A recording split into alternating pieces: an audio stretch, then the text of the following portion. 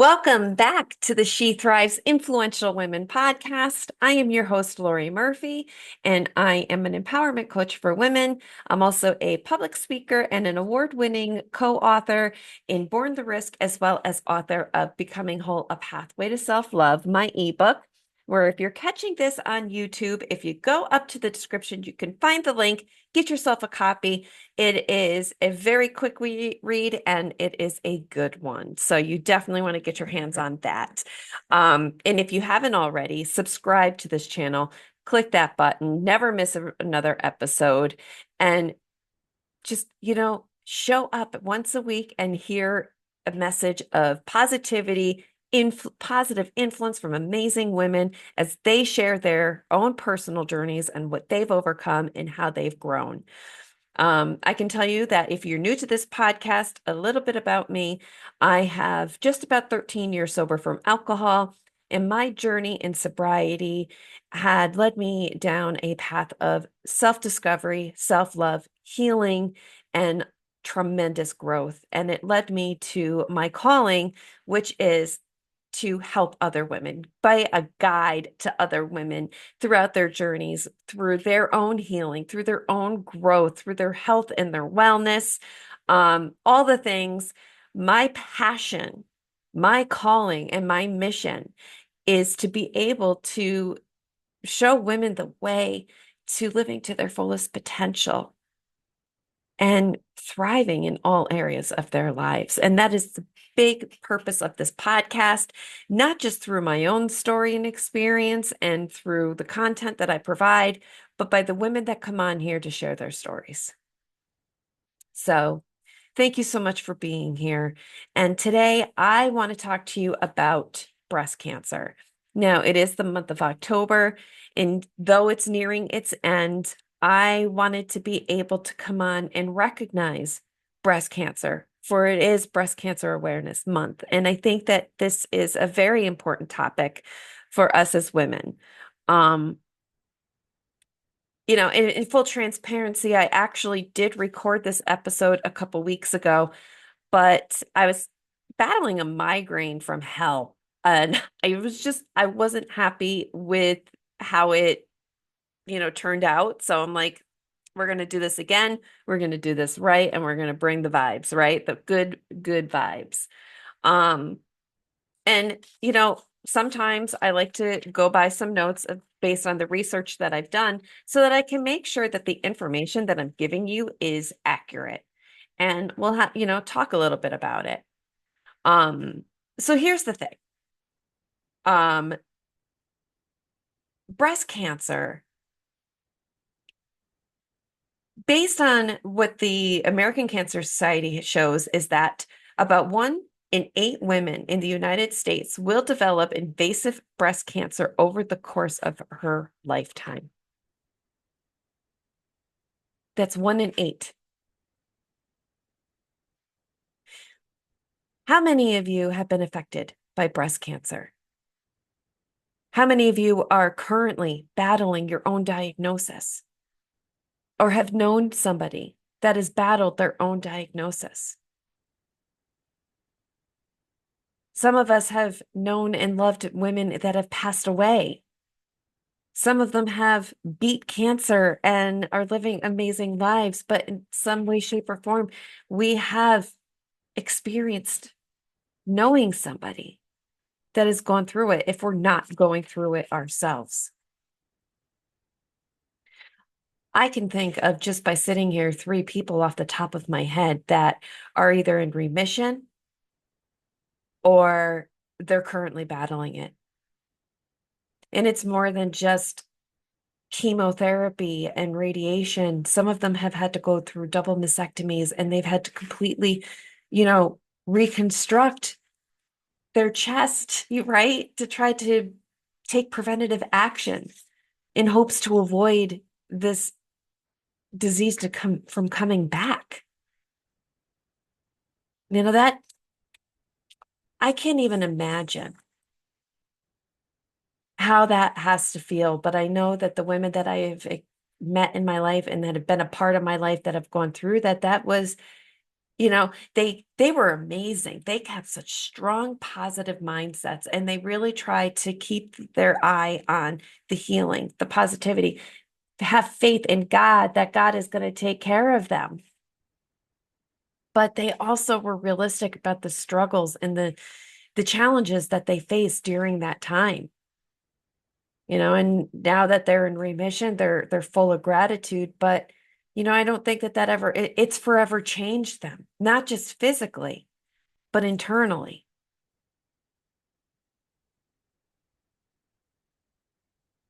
See, the thing is that through awareness, through early detection, and taking preventative measures, so many lives can be saved. Those women that I know that were able to catch their breast cancer early and be able to heal from it and go into a state of remission, it's because they were regularly going and getting screened through mammograms every year. I go, since I've turned 40, I go every year and I have my mammogram and I also have the ultrasound done to make sure that, the girls are taken care of. I want to make sure that I'm keeping my girls healthy as well as the rest of my body. So I try to make sure that I take those preventative measures, especially because there are so many cancers that have run through my family and have taken my family out. I have lost so many family members to so many various types of cancers over the course of the last few years, several years, that it's just like,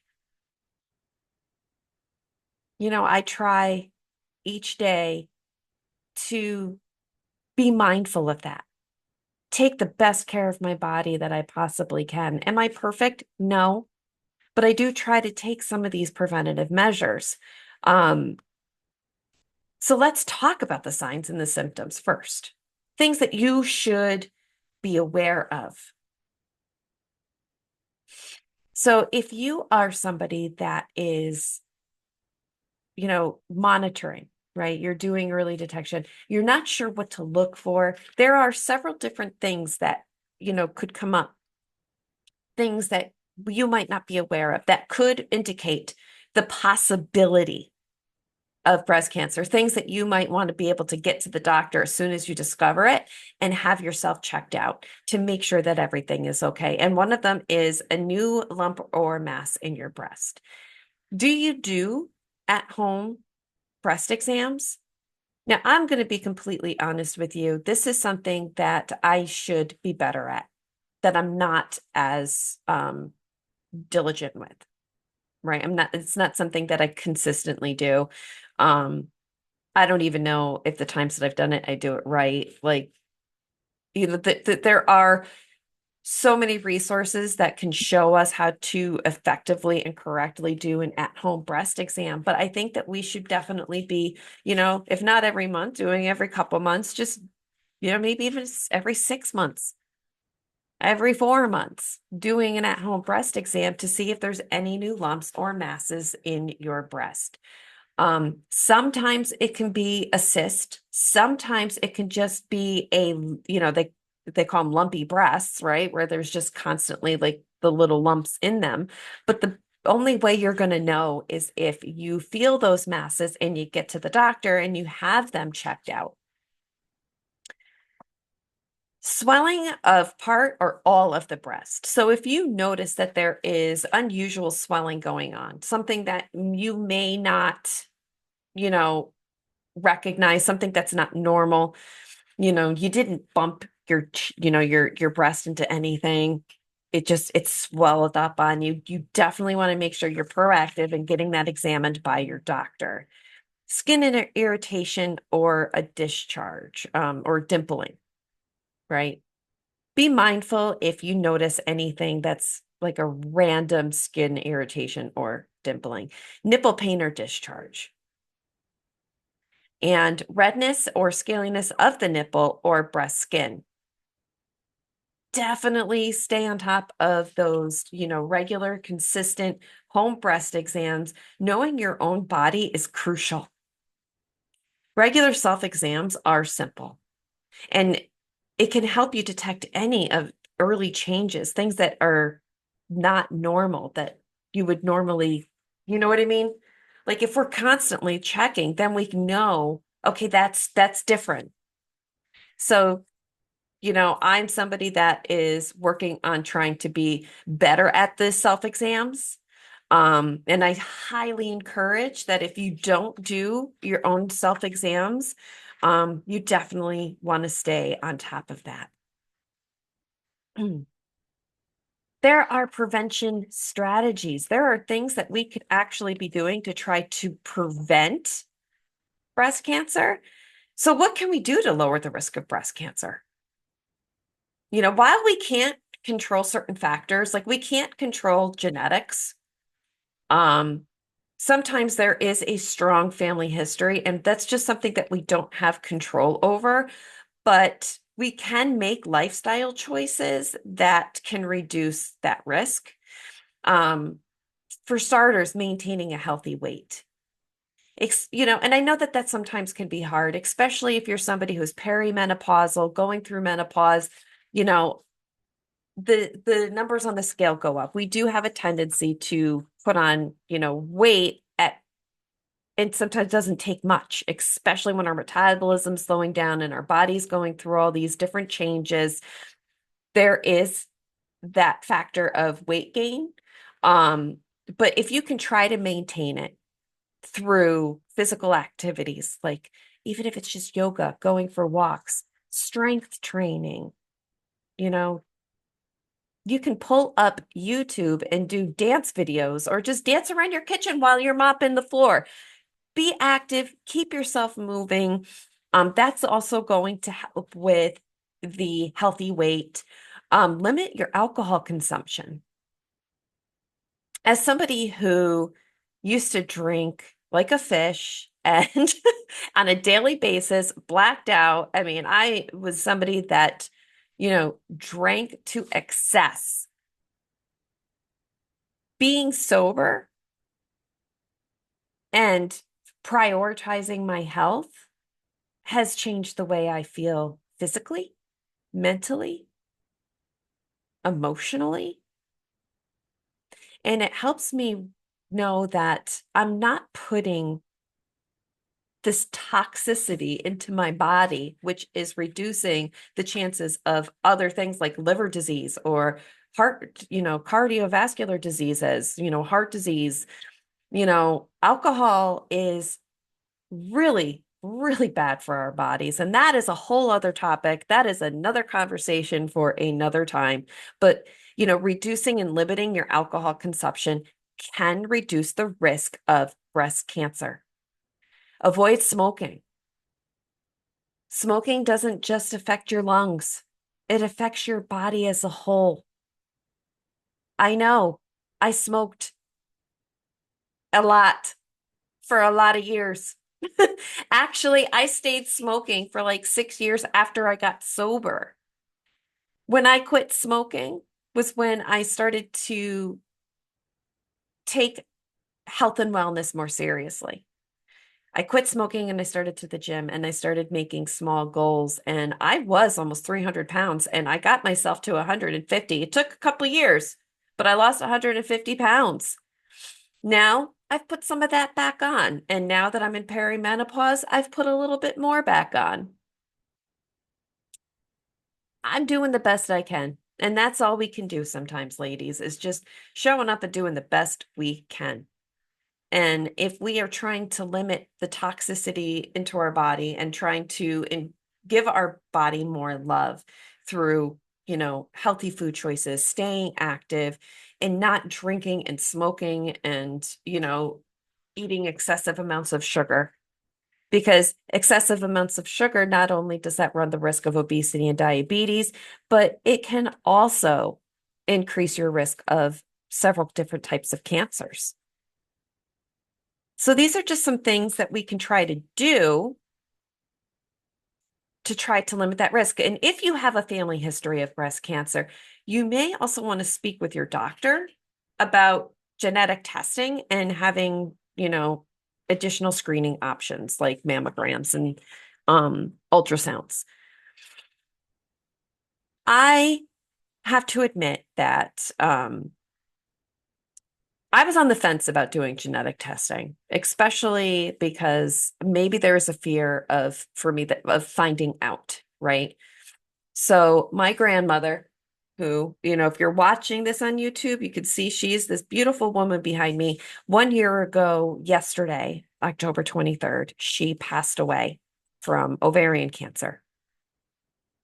We found out about 3 weeks before she passed away. It was very invasive and it was very fast moving. She only had it for a few months. We found out because she fell outside of her house one evening, and my mother, because my grandmother lived alone after my grandfather passed away, my grandmother, and my grandfather knew that my mother had put cameras inside the house just so that she could check on my, grandmother. Also, when my grandparents went away for, they snowbirded to Florida when they were both alive and well. I think the cameras were also so that they could check in on the house. So my mother just happened to check in and she could hear my grandmother out front on the sidewalk of the house screaming and yelling for help. So my mother and my stepfather got in their car. They went down to the hospital. I went down to my grandmother's, got her to the hospital. Um, Albany Med just basically told her she was fine and sent her on her way. But they found out that my mother said that something wasn't right. She wasn't feeling well still. So my mother took her to a different hospital where, they found out that she had lost an excessive amount of weight in a short amount of time. And they ran a lot of tests and they found that she had this cancer. And 3 weeks later, she was gone. And that was horrific. And, the women in my family are being proactive. They got the genetic testing. My mother did, she found out she was positive for one. And, so now there's the option for me to go and get the genetic testing. And I know it's not breast cancer, but it is ovarian cancer. And I was on the fence. And like I said, I think it's because I worry that I'm going to have that playing in my mind and making myself crazy and worrying when I don't need to, right? Because I could go and get the genetic testing and find out that I'm fine. My sister's fine. My sister's fine. She doesn't have it. I might not have it. And also to consider the fact that my grandmother was postmenopausal when she, when she had gotten ovarian cancer. So there is a good chance, based on, information that I was told, that I may very well be fine. But like I said, I was on the fence. But the more I think about it, the more I'm already consciously aware that there are a lot of cancers in my family and that I am probably prone to a lot of different things. Am I going to spend the rest of my life fearing every possible thing that I might be, like I might get, right? Like my aunt, healthy as a horse, health, always ate healthy, took care of herself. She had a mole that turned into stage 4 melanoma cancer that metastasized, and we lost her when I was in my 20s, and she was my best friend. And she is another woman who's up behind me on my shelf. She was just this incredible woman. Could I have, could that be genetic? I don't know. Do I walk through my life looking at every freckle or mole on my body and say, God, is it changing color? No, I don't. So more than likely, I'm not going to do the same thing if I find out that there is a positive gene in my body.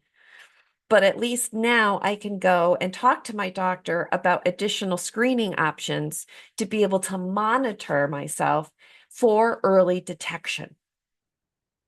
It does not mean that I have to go and have my uterus removed from my body at 42 years old, because I'm not sure I want to go through that,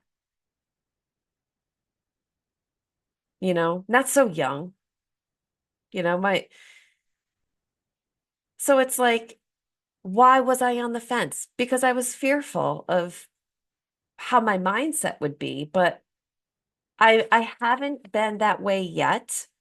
Um, Say hello to Sassy. Hi, Sassy. Sassy says early detection is key.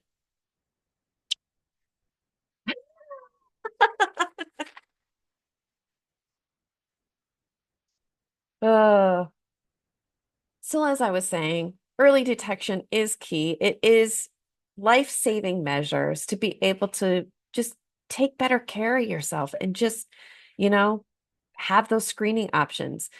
Breast cancer isn't as silent as ovarian cancer is. Breast cancer is, I think is easier to detect because they call ovarian cancer the silent killer for a reason, because you don't know you have it until it's too late. Because the symptoms are so, if you don't know what the symptoms are, you don't know. And, you know, I know somebody who's very near and dear to my heart who was diagnosed in her 30s because she did have, you know, the BRCA gene.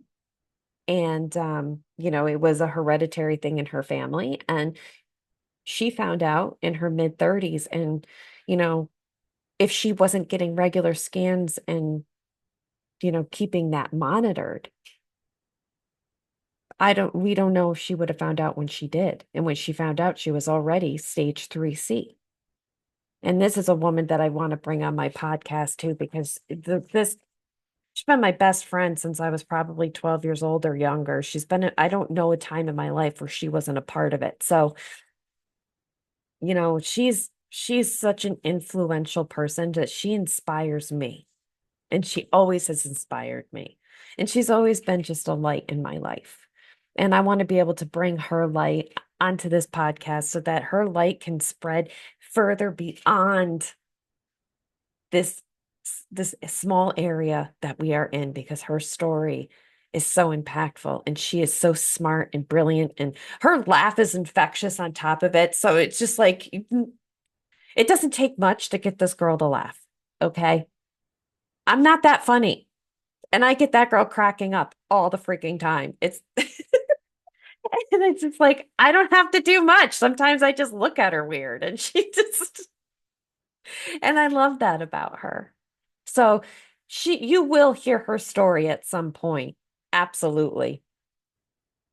But moving on and getting back on sidetrack, this is a part of the reason I also have notes, because I tend to just go into a totally different direction and lose my train of thought. And so many and next thing you know, it's like that ADHD effect where I start one conversation and then I don't even finish the sentence before I move on to the next topic of, another topic. Like, sitting here telling you about breast cancer. And then I'm like over here, like, if you have a family history of breast cancer. Oh, by the way, did you know that, you know, the temperatures being 80 degrees in October in upstate New York is just unheard of?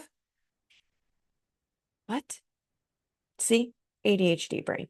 Welcome to my world. So happy to have you here. Now I want to talk about how early detection saves lives. One of the best ways to protect yourself is through early detection, right? Like regular mammograms are the most effective. And I know that there's other more holistic methods if you are concerned about radiation and you don't want that type of exposure.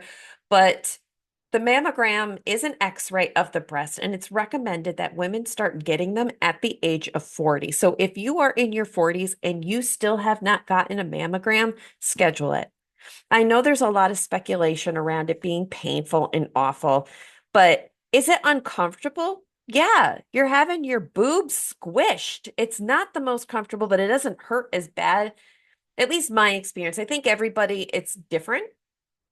Um, I know that one side doesn't really hurt when I get the mammogram, but the other side actually is very uncomfortable. But you know what? It's maybe 30 seconds or less, and then it's over and you move on with your life and you've already forgotten about it. That 30 seconds, if that's 30 seconds is going to save your life, it's worth it. It is so freaking worth it. So schedule that mammogram, get over there and, get it done, ladies. Get that early detection done, because the thing is that if you're doing at home, inspections, you may not feel that lump because it may be in an area that you're not going to be able to, feel it. Or it might not be big enough yet that you can't feel it. So you go and you go to get your mammogram and the radiologist sees something that's out of the ordinary and they're like, I want to explore this a little bit more. Next thing you know, you just discovered that you had the start of breast cancer, your stage one, and they come up with a treatment plan and your life has been saved. Ladies, get your mammogram. Take care of yourself. You got this. You are worth it. You deserve it. That 30 seconds is worth it to keep you alive and keep you here because the world is better with you in it. I promise you that.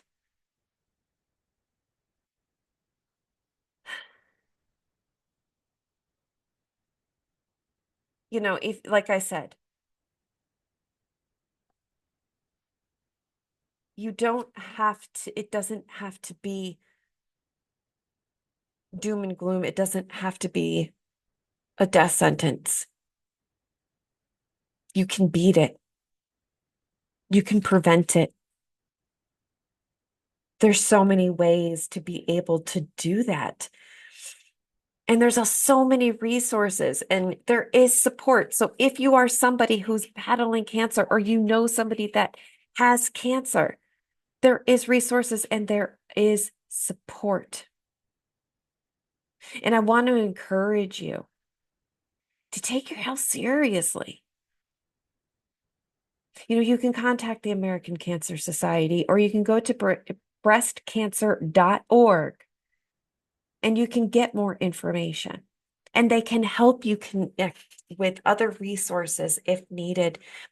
But please take your health seriously. Schedule the mammogram. Remind your friends and your family and the women in your life to get their mammograms and to take care of themselves, to do the same thing. You are all freaking worth it.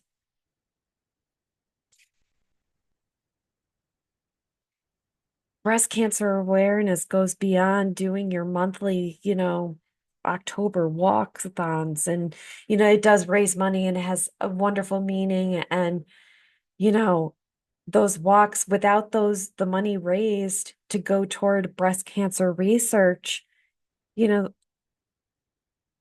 they can't do the research without the funding to be able to find ways to to kick cancer's ass. Maybe one day even find a cure. Wouldn't that be nice? Wouldn't that be awesome? So yeah, these walks, these fundraisers, the things that go on, they're so important. But there's other things that you can do throughout the year, every day, to show support for another, to show support to somebody that you might have lost to this disease, to take care of yourself, to take preventative strategies.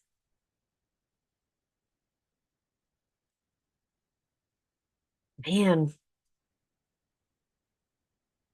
it is amazing the things that in the research that comes out that can teach us how to take care of ourselves. You know, if, like I said, if you're filling your body full of sugar, alcohol, cigarettes, highly processed foods that are loaded with chemicals, you're running a risk. Those chemicals that are in our food, like if you pull out a box of macaroni and cheese, look at the ingredients. Look at the ingredients and tell me if you're looking at a box of Kraft macaroni and cheese, guess what, ladies? Cheese does not come, it's not powder. So how do they make it that way? It's loaded with chemicals. Look at those things. If you can't pronounce the word or the ingredient that's in that item, then it's bad for you. Minimally processed is maybe 5 ingredients. So stick with 5 ingredients or less, minimally processed if you have to have some type of processed food, but just be mindful of those things. You know, healthy foods go beyond, calorie count. And what type of fat are you putting, are you getting? Are you getting your healthy fats? Saturated fat, trans fat. Trans fat is a big no-no. Saturated fat, you need some in order for your metabolism to keep up, but too much, bad for you. But we're looking at things on our food labels. We're looking at the calorie count. We're looking at the, amount of carbs. See, I like to look at the added sugar, how much fiber's in it, and I always look at the ingredients because those ingredients are key to tell you if the food is actually healthy or not. Because there are a lot of things on the shelves in our grocery store that are labeled as health food that is not health food. And a lot of those chemicals are resulting in cancer forming in our bodies.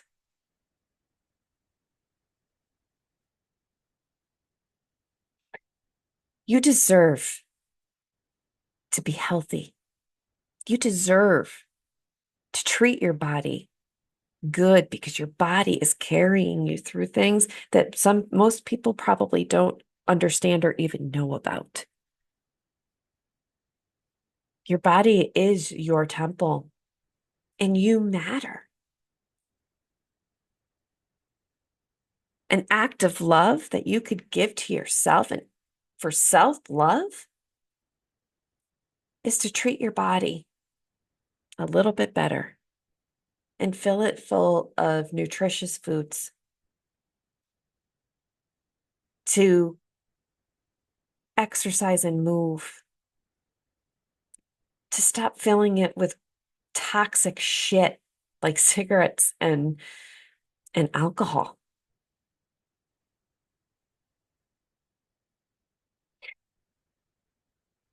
Again, please follow this podcast, hit that subscribe button, and I want to invite you to reach out to me if I can be of help in any way in your journey of health and wellness.